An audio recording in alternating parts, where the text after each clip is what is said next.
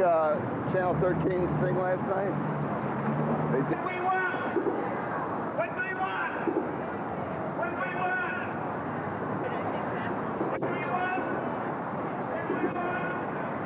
What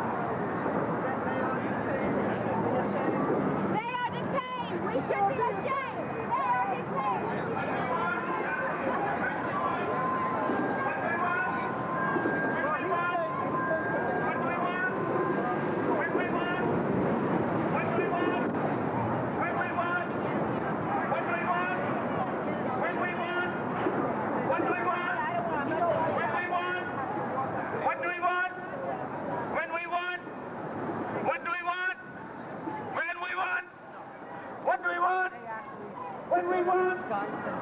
we want?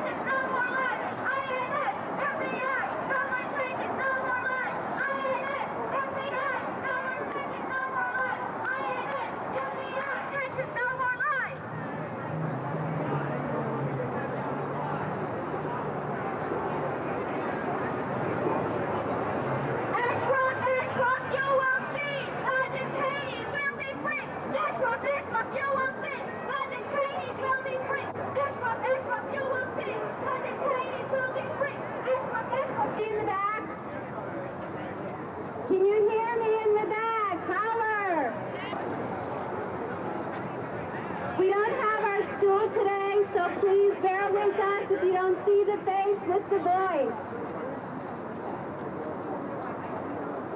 I want to start off by thanking everyone for being out here today.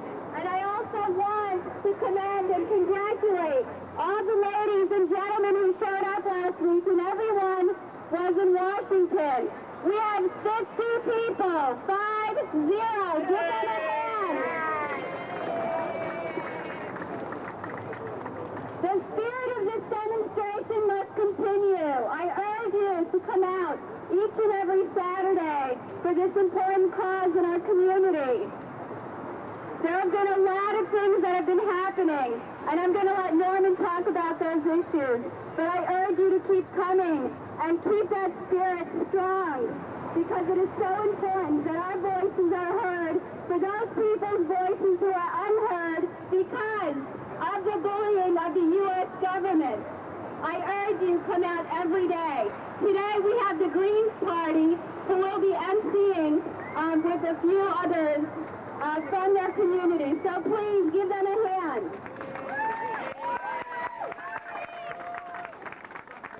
So now I'll hand it over to Norman Siegel.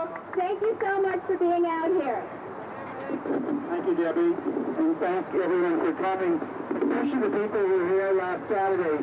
I know most of the people went to Washington, but it started to pour about 10 after 12, and there were about 50 people who were sick and wet, and they stayed for about a half an hour and continued the march and vigil to make sure that this continues. This is, for people who do not know, this is the 14th Saturday since the last Saturday in January. People have been here, and for many who have talked to me, they said this is now a vigil in addition to a rally protest. Some quick updates. We did have a town hall meeting in Brooklyn College on April the 16th. There were about 150 people. We did have the U.S. Attorney for the Eastern District there who answered many questions with regard to the policies. We had last Wednesday night in the College of Staten Island 150 people, and that was a real good success story for having 150 people in Staten Island questioning and asking, and there's a very nice story in the Staten Island Advance. The next one is at Queens College on May the 15th. It's May the 15th from 6 o'clock to 9 o'clock at Queens College, and there's one in Manhasset, Long Island, which is Nassau County, on May the 20th.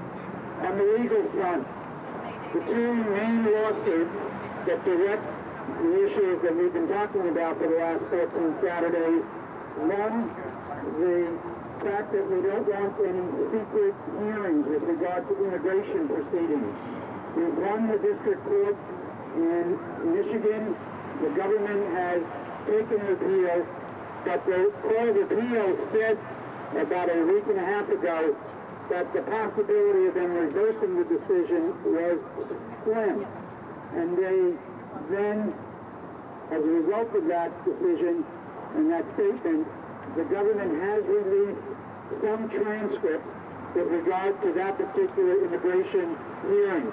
Prior to that, we weren't getting any transcripts. So that is a win, and the sign is that the Court of Appeals will continue to take the position that the government can't have secret hearings.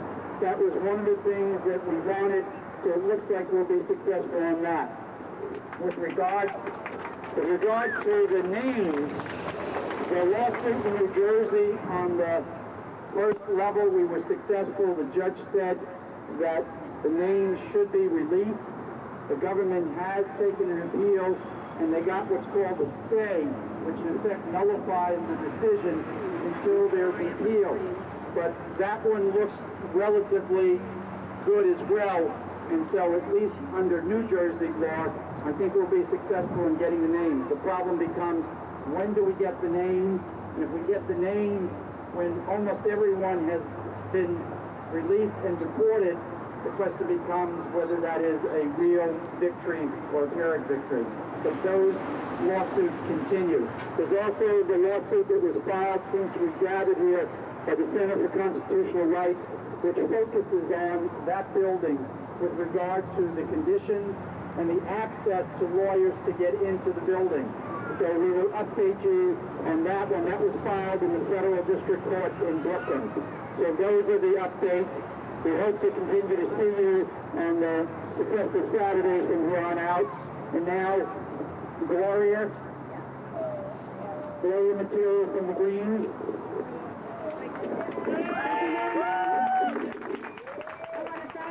All the Green Party members and other activists for coming out today. Once again, 14 weeks showing our support, never dying, staying out here and giving hope, we think, to the detainees. We have a few people who are going to say a few words. I also want to know if Matt's here, because I know he has... Matt Scott, yeah, he's here. Okay. So he has to be in there too somewhere. First I'm going to call up Evergreen Cho. Evergreen is from the Flushing Greens, an 1199 member, runs for city council in this past election. He's currently running for Congress. Brothers and sisters, what do we want? Justice! When do we want it? Now! What do we want? Justice! When do we want it? Now! Thank you very much. I just want a quick note that the Flushing Greens, we've been demonstrating from 11 to 12 every Saturday since November in front of the public library out there in Flushing. So if any of you out there in Flushing, you can check us out next Saturday. So I'd like to speak about racial profiling today. As many of you know, in this country, this term is not something new. If you're African American, if you're Hispanic, if you're Latino, if you're Native American, you felt racial profiling. It didn't just happen. All you have to do is look at the prison systems. You look at housing and employment. You know, driving while black, walking while black. Look at the composition of the police department, the fire department. You know, there's something wrong when the cities mainly of minorities, and yet many of the workforces are not integrated. There's something wrong going on there. The forced arrests, imprisonments, illegal stop and searches. In many of the cases in Florida, New Jersey, what? If you're driving black, you get pulled over, you get arrested. If you're driving drunk and white, it's just, buddy, take it easy and go home. There's something wrong with that. We have to speak out as citizens. And then, for the Asian youth, it's been a long process where the police department will racially profile some Asian youth standing in the corner as an Asian gang member. You know why? Because they have no idea. They have no difference in their mind between who is a young black person that's going to school, who's a young black drug dealer, who's a young Asian gang member. They don't live in the community. They cannot understand the people. So for them, the easiest thing is, well, let's racial profile. Round them up. Put them through the system. What the heck? They're black, they're Asian, they're Chinese, they're Hispanic. Man, there's plenty of room upstate for them. Prison building, #1 industry in the United States. Arms sales, #1 business in the United States industry. And then we get to the Native Americans. You know, the minute that Columbus landed, racial profiling began. The minute they landed, they were gathered up, killed, the land taken, put on reservations. So what do we need now? We have to have a new immigration policy. The immigration policy, what we seek is the Columbus-style immigration policy, where let the borders be open. Amnesty now. Immigration, as we know now, is what? Stop the barbarians at the gate. What do they look like? Me? Look like Hispanics? Look like African Americans? No. Let it be like the way it was. Open the land. Let's have respect for the indigenous people. So we have to have general amnesty. Thank you very much. Thank you, Evergreen. Sean Baldwin from the Manhattan Greens and the New York Coalition for Peace and Justice. Thank you. Can everyone hear me? Many here today are calling for the immediate release of the detainees, or the very least for the release of the names. But I think the release of the names is not good enough. Even the release of the people is not good enough. They deserve to be released into a country that is not itself a prison, a nation free from all racial profiling, without the terrible fear of unjust arrest, detention, and deportation. As a Green, I condemn their imprisonment on the basis of 3 of our 10 key values. The first key value, grassroots democracy, states that, quote, no one should be subject to the will of another. The third key value, social justice and equal opportunity, says that we must confront and defeat all racism, which, quote, acts to deny fair treatment and equal justice under the law. Finally, the 8th key value, respect for diversity, affirms the vital importance of promoting respect for cultural, religious, and spiritual diversity. The government gives lip service to the values I've mentioned, but what it's doing to these prisoners clearly demonstrates that it is, in fact, vehemently opposed to those values and has been throughout too much of its history. How long will it be, assuming that they're even allowed to remain on American soil after they're released, before these prisoners could face a policeman or a judge or a government official without dread? And what does it say about our nation? The fated refuge of the poor and oppressed. Dreadful injustices are occurring in America today that even 2 years ago I thought could never happen here again. And one of the most sobering thoughts that comes to me is that tonight or any night of the week on PBS, there might be broadcast for the benefit of good liberals everywhere. A sober documentary on the Japanese internment camps, or the McCarthy era, or Hoover's vile Corinthians plan of the 60s. So about a serious panel discussion of how these dreadful things have come to pass and how they must never happen again. And none of those talking heads would ever acknowledge that those horrible abuses are happening again right now in the name of Homeland Security. James Joyce once said, "History is a nightmare from which I am trying to awaken." All of us, both American citizens and immigrants, deserve to be awakened forever from the nightmare that is the dark side of America, the America of bigotry, brutality, and oppression. Thank you. Thank you, John. Now we're going to hear from Honora Dixit, a member of Women's International League for Peace and Freedom, New York Metro Chapter. I thank you all for keeping up the vigil until I caught up with you. I've just been busy on Saturdays. I'm very grateful to be here among so many wonderful-looking comrades. And there's really nothing much I can add to the former two speakers, and the speaker before us just about stole my thunder, and I'm very glad to yield my thunder to him. This is a deep democracy movement. That is what we're all out here for. We are saying to our nation that we actually did believe that we were a democracy. All along, we've been acting with that in mind, and we are getting complaints from all across this land of people saying, if this is a democracy, how do I get a knock on the door in the middle of the night and get arrested and taken to jail and my name not given to the people of this land? That sounds like fascism to me. That sounds like a police state. That sounds like gulag. That doesn't sound like democracy. I would like our policemen and our judges and our politicians and our corporate heads and everyone who deeply believes that this is a democracy to come out and talk about what do they mean. What does a democracy look like in real life? What does a democracy look like when you're actually living it?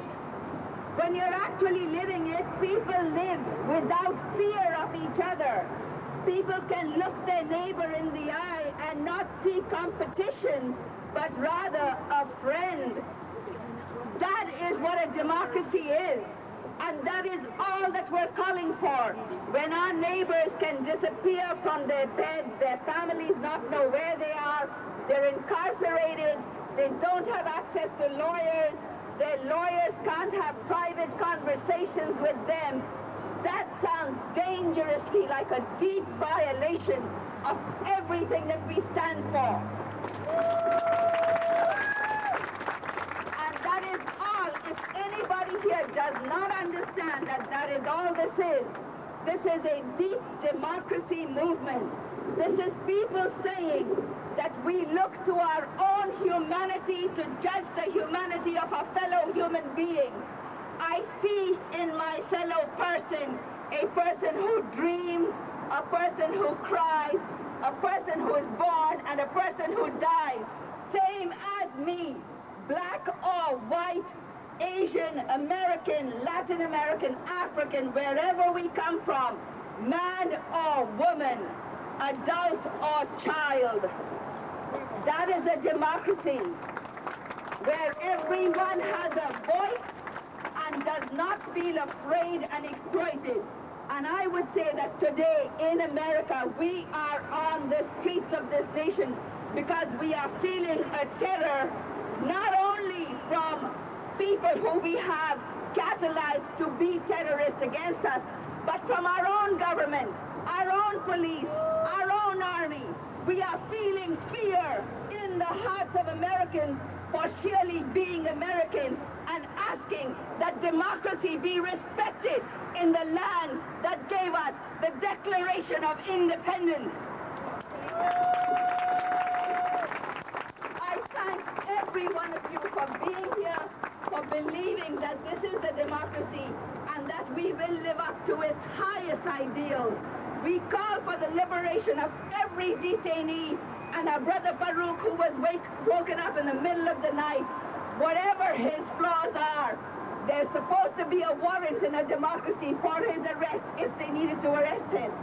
And we need to know why he's arrested, where he's being held up, and we need to get a lawyer to his side immediately. And to all our brothers and sisters, wherever they're detained, and I thank you for having the courage to stand up for what is right.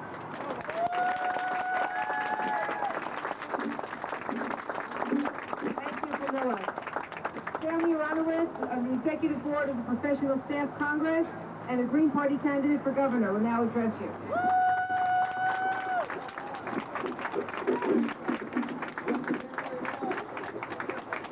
We stand, as the previous speaker has said, for democracy, for civil liberties, and for freedom. The fight for democracy and civil liberties and freedom has always been connected, however, to war and questions of war and peace. The war aims of the Bush administration are to conduct a campaign against what they call terrorism in perpetuity. This is, according to the Bush administration, a war without end. And as long as they can get away with the idea that there is a necessity for a war without end, there will be continuous violations of people's civil liberties. It was, after all, the McCarthy period, after all, did not appear out of the clear blue sky. It was a product of the Cold War. The death of Julius and Ethel Rosenberg in 1953 took place at the height of the McCarthy period. And if I went back and back, we would discover that the Alien and Sedition Acts of 1798, the deportations of 1919 of radicals and of immigrants were connected to the fruits, or for that matter, the rotten fruit of the First World War. We found that in the Second World War, Japanese were detained and war resistors were put in concentration camps. And that was under the liberal administration of Franklin Delano Roosevelt. And finally, we know, and I, as a veteran of the 1960s, we know that the surveillance, that the detention, that the beatings and demonstrations took place in the context of the Vietnam War. And this is now probably the 5th or 6th occasion when they will try to abrogate civil liberties in the name of the war emergency. But the problem here is that we are not fighting over territory. We are fighting over global freedom and global democracy, and the United States government is on the wrong side. The problem that we face is that the permanent war means permanent repression. That the ordinary racial profiling, however abhorrent it is, now becomes the profiling of every race. It becomes the profiling of all descent.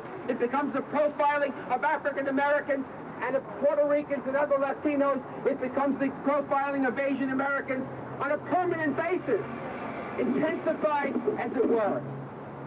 Now this is the third problem we have. That as long as they have a terrorist threat, or they talk about a terrorist threat as its justification, A, for the abrogation of democracy and the abrogation of liberties, which are the first two, they also now have the terrorist threat as the abrogation of the social needs of the American people. I grew up a child in Park Slope in the 1980s and early 1990s. Our schools were never adequately funded. Our health facilities are no good. Methodist Hospital is not the high point of medical care in the Park Slope area. But now, given the crisis, health, education, mass transit, and the elementary needs of people for jobs and for justice in New York, as well as in the country, will now be put permanently on hold. John Ashcroft on Thursday asked for $27 more billions for Homeland Security.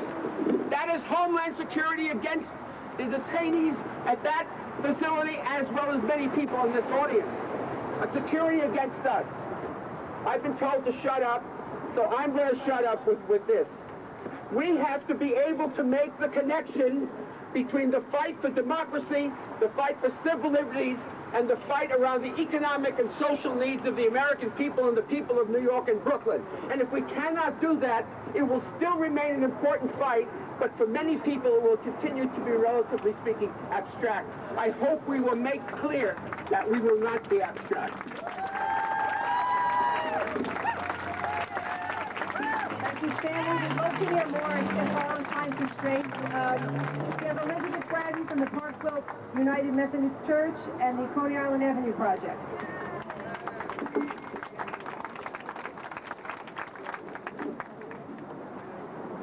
In my work with the Coney Island Avenue Project, I'm much more in tune with what's happening, at least in the Pakistani community. And on Wednesday night, another 4 people that I know of were picked up. And in one case, the INS came looking for a man who no longer lived where they came to, and instead they picked up the man who did live there. They came looking for one and left with another. That is outrageous.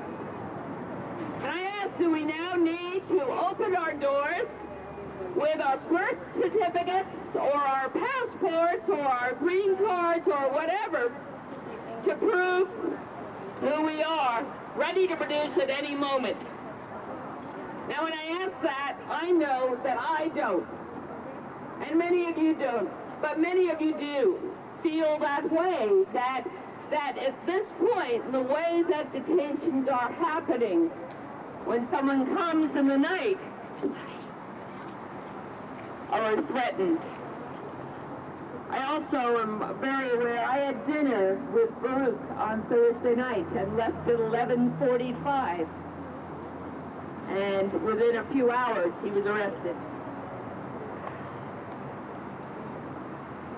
In today's climate, any Muslim, any Arab, any South Asian, and any, as the net widens, any immigrant is threatened by these actions. And so our presence here keeps the issues alive. We must keep exposing this attack on civil liberties, this incursion on security, and on privacy. Thank you.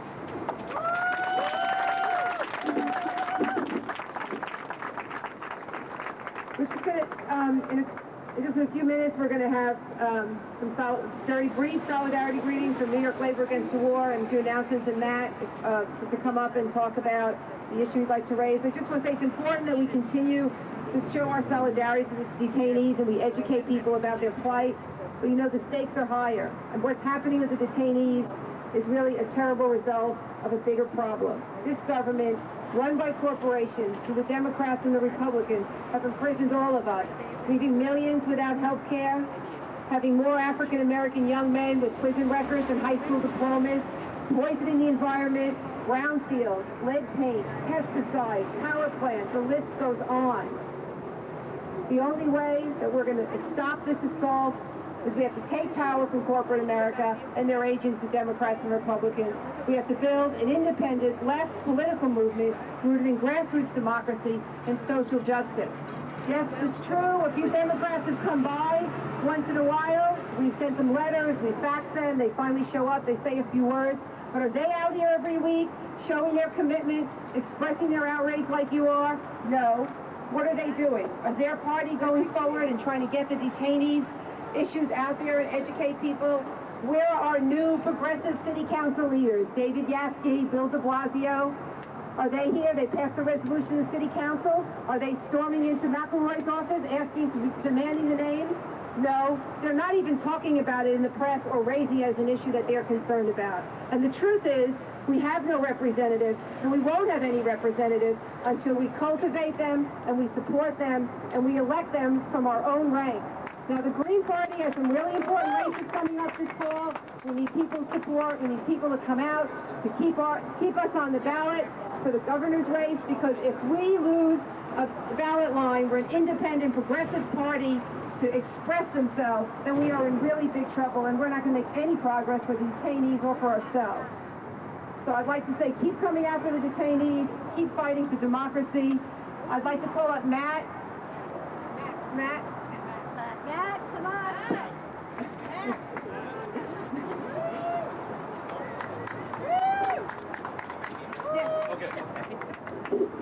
Hi, everybody. People have mentioned a bit about Farouk, and I just want to give a little more background and then give you something you can do right now to fight for his freedom. Farouk has been working with the Palestinian Education Committee. He's worked closely with our organization, the Coalition for the Human Rights of Immigrants, for years. 2 weeks ago, the NYPD, that's the NYPD, not the INS, the New York Police Department, came to his house acting as INS agents, asking about his status. He was not there. They searched his home, they took computer disks, they took addresses down, and they left. Yesterday morning at 6:30 in the morning, they came again, as has already been mentioned, and he was there. They came to the door. When they were asked if they could produce a warrant, they said, "We don't need a warrant. We believe there's explosives and weapons in this home." This of a family, of a man and his son who have never used violence, have never taken up arms or used any kind of weapons in their homes, but have advocated peacefully for change for decades. When Farouk got his lawyer on the phone, the police claimed, and again it was the NYPD with one INS agent, and I repeat this for a reason, the police claimed that they had spoken with Farouk's lawyer, and that Farouk's lawyer had authorized them to come by just to ask questions, not to arrest. The lawyer on the phone, which was a different lawyer, advised them to open the door rather than have the police break it down with a SWAT team, which they also threatened. They came in, they put their hands under his son's clothes, they threw Farouk around the room, they threatened, they wouldn't even let his son hug him when they came to take him away, and they dragged him off, and now he's in a little county jail in North Brunswick, Middlesex County Jail, in the middle of nowhere. A jail that is really hard to get in to visit, that's mostly white guards, a jail that's been noted in the past for not allowing halal food for Muslim detainees, that hasn't allowed any kind of religious services for Muslim detainees. I'm with the Coalition for the Human Rights of Immigrants. We're part of the Stop the Disappearances campaign, fighting for freedom for all detainees. And in conjunction with our partners like the Brooklyn Bridges, the Coney Island Project, we start to look at this issue of the NYPD and the INS cooperating. Until very recently, there was an executive order signed by Mayor Koch that didn't allow the NYPD and the INS to work together. The NYPD didn't come to homes with the INS. The NYPD didn't go to workplaces. The NYPD saw clearly that there was no role for them to act as INS agents, particularly if you want a situation where immigrant women can report domestic violence, if you want a situation where undocumented can avail themselves of their legal rights under a system that's supposed to give them to them, you can't have cooperation between the police and the INS. We're calling on all people, in light of Farouk's arrest, to call the NYPD Deputy Commissioner and demand, too loud? To call the NYPD Deputy Commissioner or fax them and demand that the NYPD stop this racist racial profiling, stop cooperating with the INS. We're also asking people to call, fax, or write Andrea Quarantillo, who's the District Director for New Jersey of the INS, and ask her to conditionally release Farouk. And there's the woman over there holding up, there's these bulletins all over with that information. Just one last quick thing. This Wednesday, 4 p.m. at Union Square, there's going to be a huge march for amnesty for all undocumented. We're continuing the amnesty campaign that we started and worked on with other groups before September 11th calling for an amnesty for all undocumented. I ask you all to be there. It's with Make the Road by Walking in the Filipino Workers Center, Wednesday, 4 p.m. at Union Square. And thank you very much. Free all detainees. Stop racial profiling. Okay, a very brief message from New York Labor Against the War. From Josh.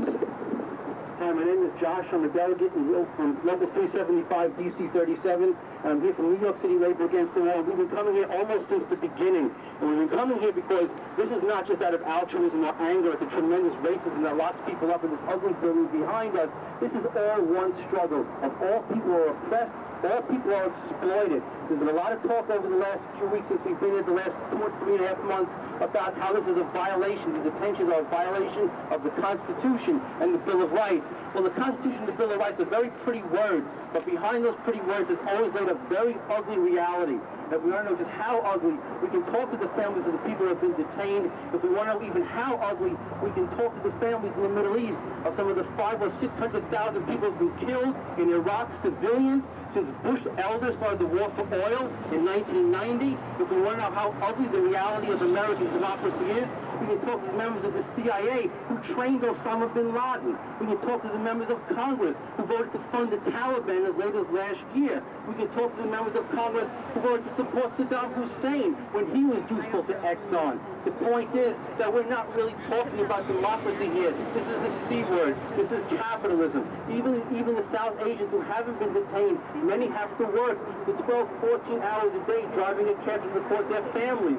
Many work in sweatshops. Many have to take their children to work. And what is exploitation but economic terrorism? We are all in this together. And New York City Labor Against the War is going to come out here week after week to stop the detentions, to stop the profiles, and to fight against the profit system that dumps on all of us. The one thing that Bush, Gore haven't counted on is a movement like this. That is the sand in their gears. And we have to come out here week after week after week so my daughter, the other children, don't have to deal with the racism that we deal with day to day. Keep it up. Thank you very much. There's going to be a few announcements. I want to thank the Green Party for showing up and organizing since we took the commitment to make this day a good day, but everybody else has been coming out. And just remember, this is one struggle. We have to do the struggle in the streets and at the polls. So keep that in mind when you're thinking about who you're going to vote for this coming election. I'm sorry, Debbie. And Debbie's going to make a few announcements. I want to thank Glenn Rubenstein for holding the speaker on his shoulders for the entire time. Great. I'll be very brief so we can alleviate the tension that Glenn is going through right now. Okay. On April 30th, there's going to be an exciting event called Acts of Courage, Faith-Based Activism Now. It will be held at the Union Theological Seminary on 121st Street and Broadway in Manhattan, of course. It's going to be a great event. I hope people could attend. It starts at 5:30 and will end at 8. And, of course, there will be dinner provided. Next week's demonstration is a collaboration between Justice for Detainee Coalition and the Forum of Concerned Religious Leaders. We invite you to come in solidarity, as you have always been. It will be a great event. Afterwards, there will be an informal gathering at 388 Atlantic Avenue between Bond and Hoyt. Please join us there from 2 to 4 p.m. And, of course, there will be food and refreshments there in addition. So thank you very much. I'm going to hand the mic to Norman Siegel, and we'll see you next week. Thank you, Debbie. And again, we thank everyone for coming. Just one more point that we've raised a couple of times, and a couple of people mentioned it to me today. When we are doing what we're doing and the speakers come, this is in effect an open mic. We believe in the First Amendment. We believe, as one of the speakers said, in open democratic principles. That does not mean that every speaker who speaks is articulating views that everybody here, or even anyone, agrees with. But that's the commitment to free speech. Similarly, so people don't get too anxious, when someone gets up here and is talking about a particular partisan political group, that doesn't mean that everybody is endorsing that. That just means that their viewpoint They're entitled to their viewpoint, just as you're entitled to your viewpoint. This is a nonpartisan activity, and therefore, consistent with free speech and open democratic principles, that's what we have been and we will continue to be. So, have a wonderful, glorious, sunny day, and we'll see you in the future. Thank you very, very much.